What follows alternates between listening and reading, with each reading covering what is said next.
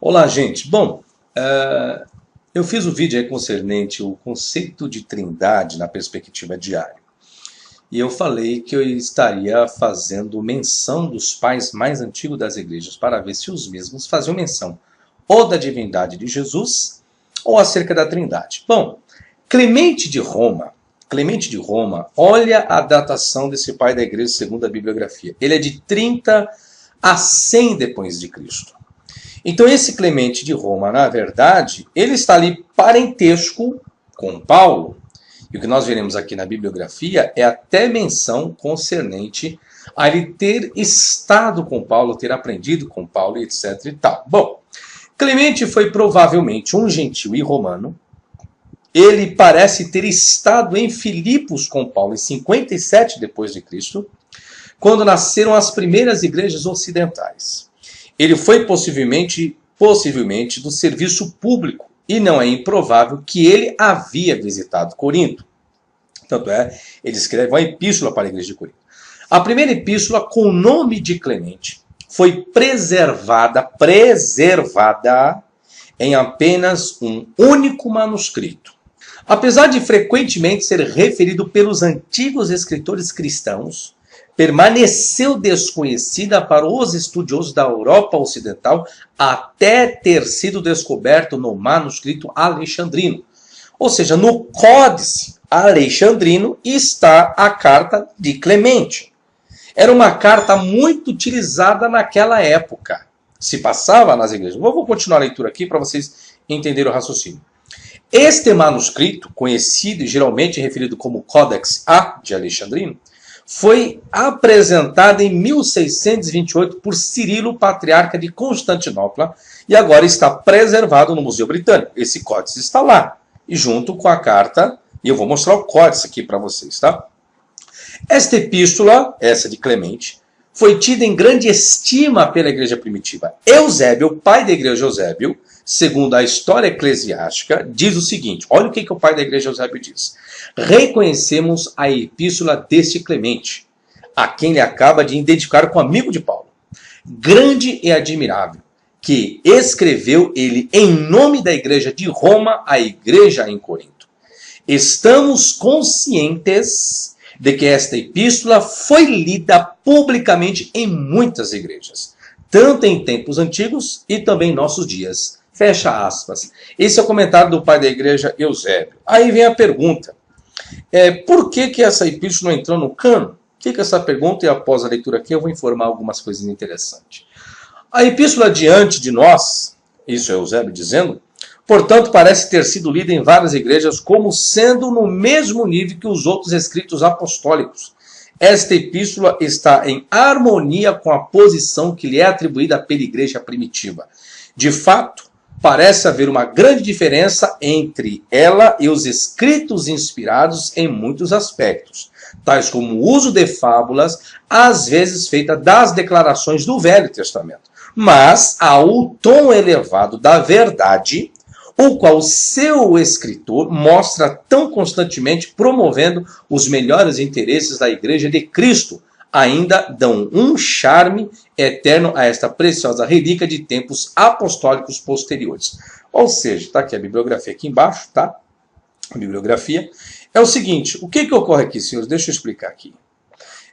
Por que não foi aceito? Ou seja, era uma carta que o pai da igreja Eusébio diz, circulava com o mesmo valor das outras cartas apostólicas, mas alguns pais da igreja não aceitaram, e depois eu vou ver se eu consigo fazer isso, traduzir o conteúdo, tá? O conteúdo, né, do que diz essa carta que Clemente escreve à igreja de Corinto, porque ele faz muita alusão ao Antigo Testamento e como ele faz uma mística. Só que essa mística de parafrasear, ou até mesmo de tipologizar, criar tipologias, isso era um perfil, segundo alguns, de Paulo. Paulo gostava de fazer tipologia. E Clemente foi discípulo de Paulo, então esse pai Clemente de Roma acabou pegando uma perspectiva, fazendo a mesma coisa de tipologia.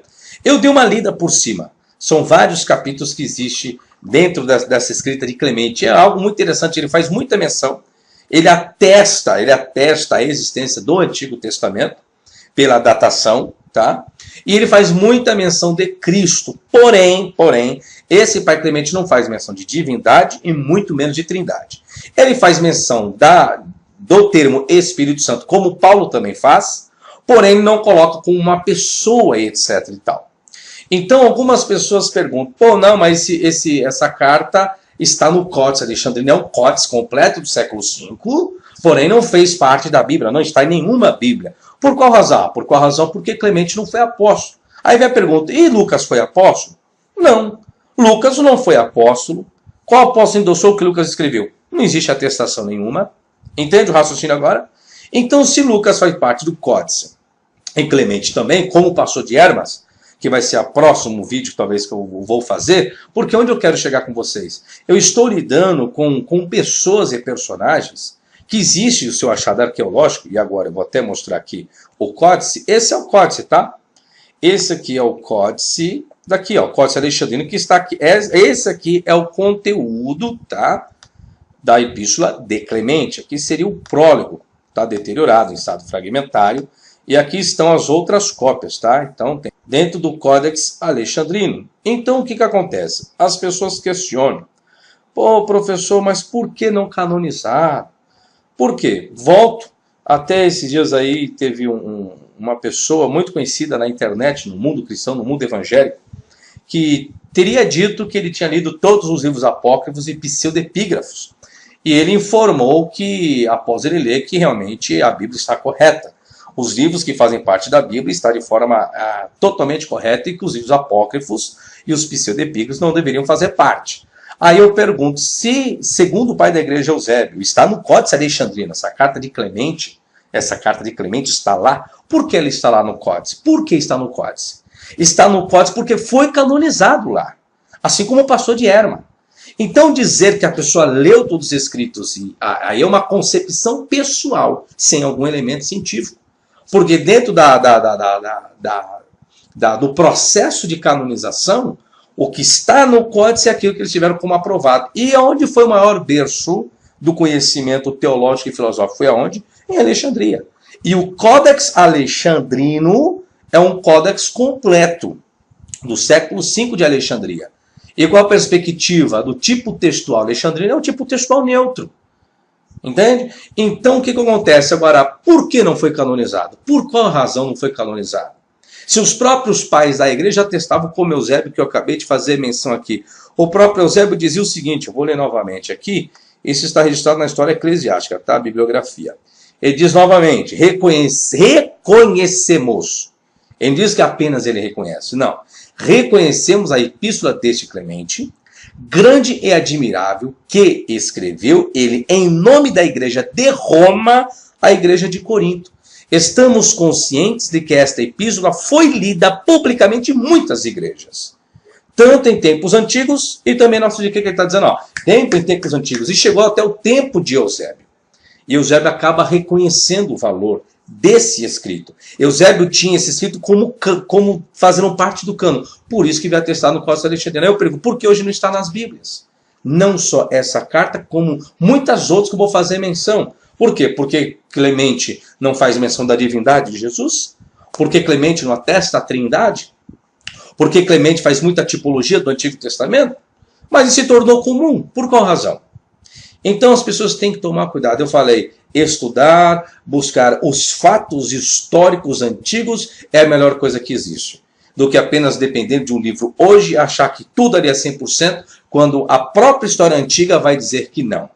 Ok? Eu não quero falar de manipulação, apenas eu quero trazer para vocês, já falei, o que poucas pessoas fazem, então está aí mais um vídeo para vocês saberem quem foi Clemente de Roma, o que aconteceu, a atestação até hoje, você pode ir no Museu Britânico, você vai ver a carta de Clemente de Roma contida no Códex Alexandrino, tá? Do século V, um excelente códice, tá certo? Então mais um vídeo, depois eu trago outros, até a próxima e tchau, tchau.